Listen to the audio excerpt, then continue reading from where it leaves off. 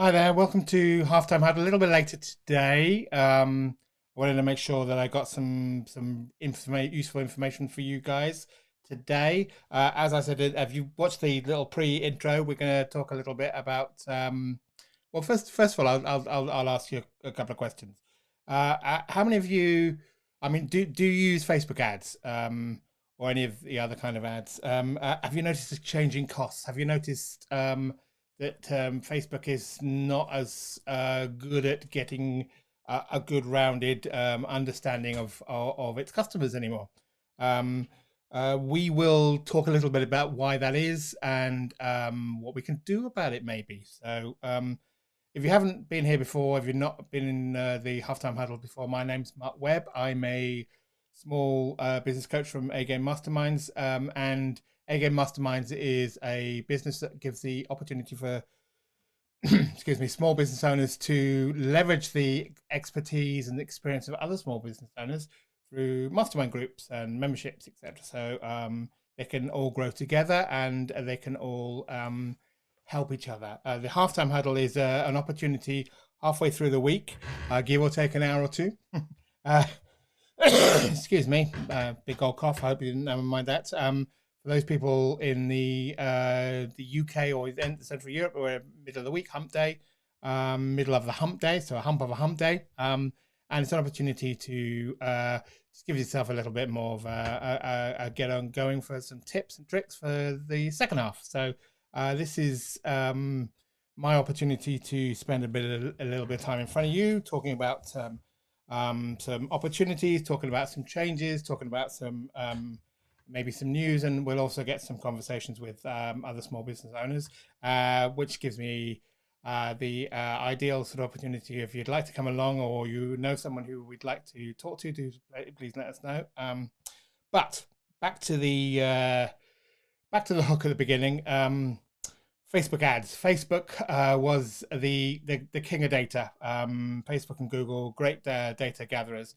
But in the post iOS 14, where much of the users of iPhones and other kinds of iPads and other kinds of things were given the option to opt out. This is a response to of some of the new changes in data that, well, not that new, but the changes in data for things like GDPR, and I think there's a CCPA over in the States. More and more people are sort of starting to realize that it can be intrusive, gathering data off people without their knowledge and without their understanding. It's something they need to be aware of. So iOS 14 was a lynch point. We're now past that into, as I said at the beginning, the new normal, where now the option to share this kind of common data, or what they call a third-party data.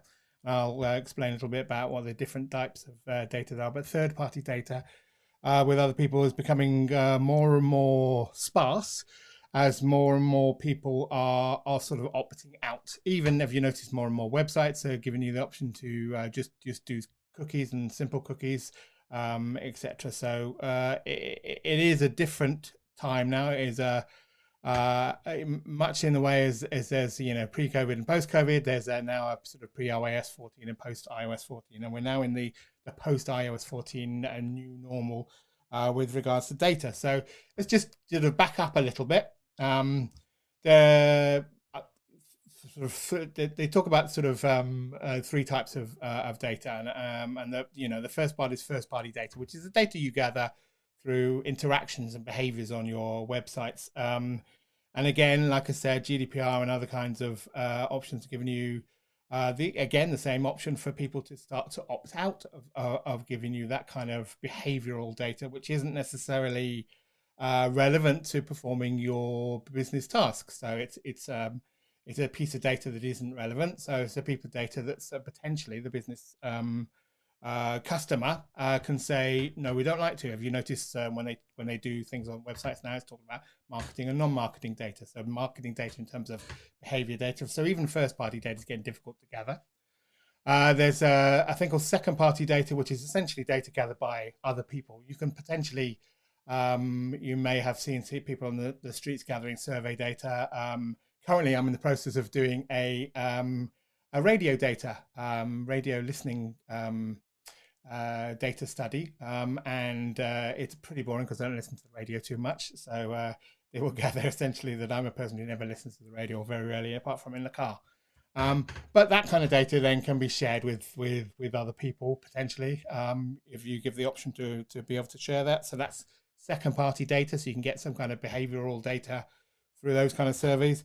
And the final part is what they call is third party data, which is the thing that iOS 14 has started to make more and more obsolete, basically, which is essentially things like Facebook's Pixel, which allows or did allow Facebook to track what you did across multiple sites, multiple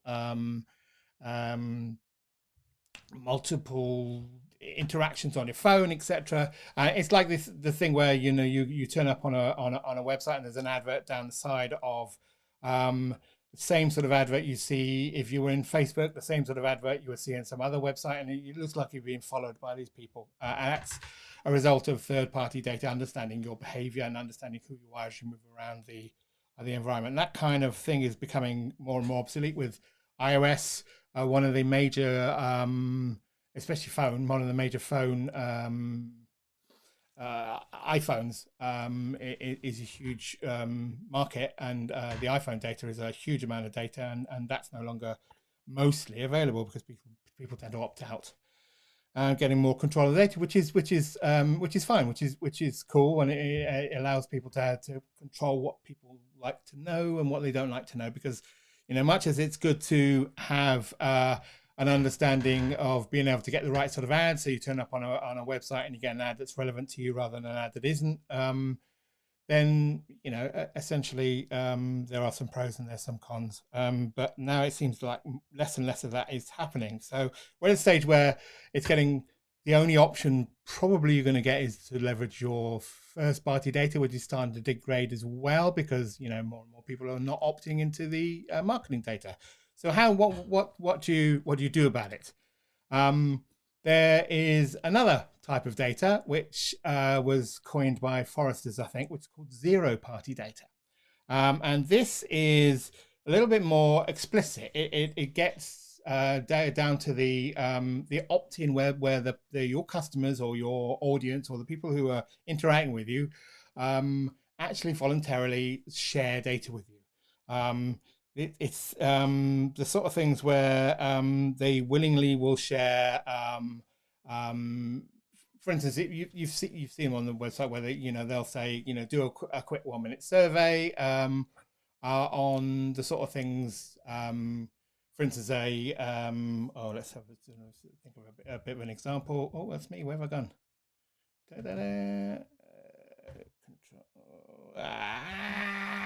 This is where. Stop playing with the screen, Mark. There's a little me in the corner, so I'll ignore that. Go away. The sort of thing is things like a little survey on a bank site about the sort of things you might want to do in a bank, and then that gives you the user a little bit more time to do it, and it's voluntarily given. The other sort of things you might find is there's a whole lot of things like assessments and quizzes, and one-to-one sort of surveys, one-to-one sort of calling your customers. The old school reminds me of the old school bank manager. I mean, my first business loan I got a long while ago meant going to the bank with a business plan, meeting the bank manager of the local bank, who happened to have children at the same school as me, and he knew me, he knew us, he used obviously the business plan, but he knew us, he knew who we were, and sort of that kind of old school understanding your individual customers on a one-to-one sort of basis is starting to become more and more relevant now. You go and talk to some of these people in your DMs, go and say hi, ask them whether they're happy to spend a bit of time chatting to you, all this kind of stuff in a DDS. Post product or post interaction feedback is another way to start getting that kind of one-to-one, what they call zero-party data. So I'm intrigued to understand the sort of things you might be doing. Have you found that you are getting less and less data from people like Facebook and other kinds of things to help you with your business? Are you finding that people are opting out of giving you marketing data on your websites, etc.?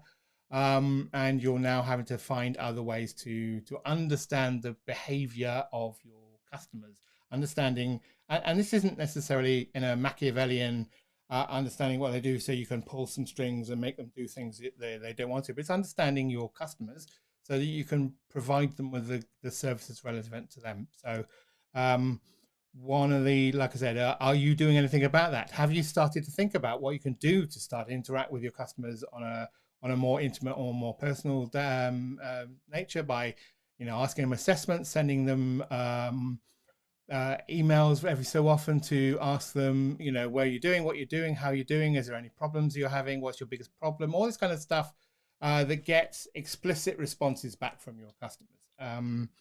Again, the challenge you have with this kind of data is it's a response by people who are actually actively included in responding to your data.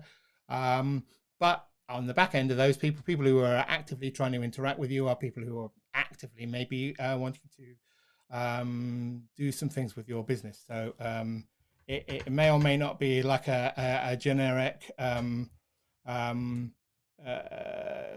sort of data gathering sort of situation that's not that's very subjective, but essentially it's a data gathering group of those people who have some kind of level of interaction with you already, so which is maybe what you want. So I'd encourage you to look around and about this zero party data. Start thinking about what you can do to interact with your customers on a more intimate one-to-one basis. We all know, we've all heard that people do business with people. So understanding these people on a one-to-one basis is a lot more important. It gives you an opportunity for you to share who you are and what your business does.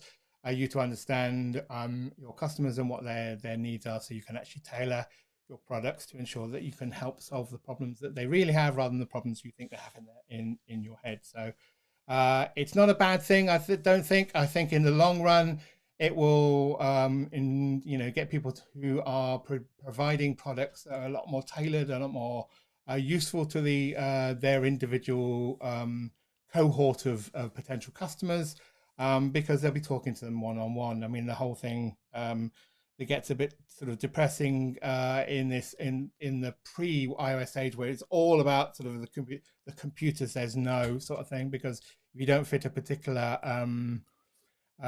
group or a particular slot, then you might not get the thing you want. Whereas now, if you're starting to talking to these people one-on-one, they get to know you a little bit better and a little bit more understanding, and you get more tailored products. So I don't think it's a bad thing. I think it's an opportunity for us to start differentiating ourselves by providing this kind of level of personalization, this kind of personal sort of interaction with our customers. So it's up to you to take that on board and really lean into it. So I would encourage you to have a look around, do some Googling around the zero party data type topics to see what people are talking about, and start to embrace using it in your own business. So and I'd love to hear your experiences with that. I'd love to see what are you doing in the post iOS 14 age. I'd love to hear that as well. So please let us know in the comments or direct messaging to me. I'm happy for you to direct message me and say hi. And let me know how you're getting on. Let me know what's going on in your world in terms of trying to find out what your customers want and understand, so you can give good products. So, so in the process of that, I hope you have I've had a great first half. I'm here, and I hope you have enjoyed or got something to take away from this episode. And I hope you can use that to make the second half your best half. So I will leave you with that to think about. What are you going to do about the change in third-party data and embracing zero-party data. So Until that time, this is me saying see you later on, and let's make the second half the best half, and I'll see you next time.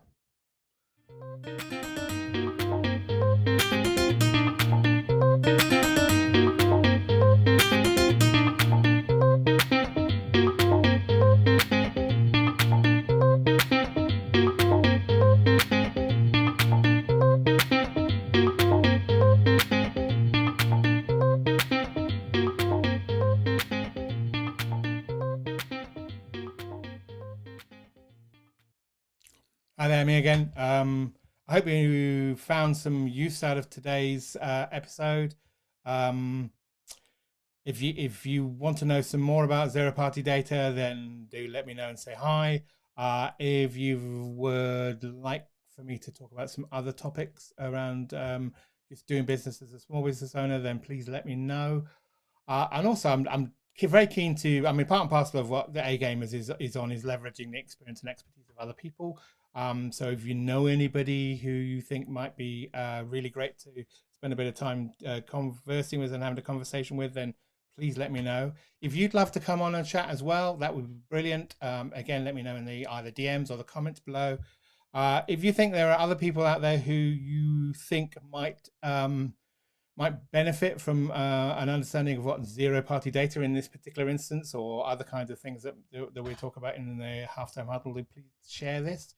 The more the merrier. And I will leave you now, and I will see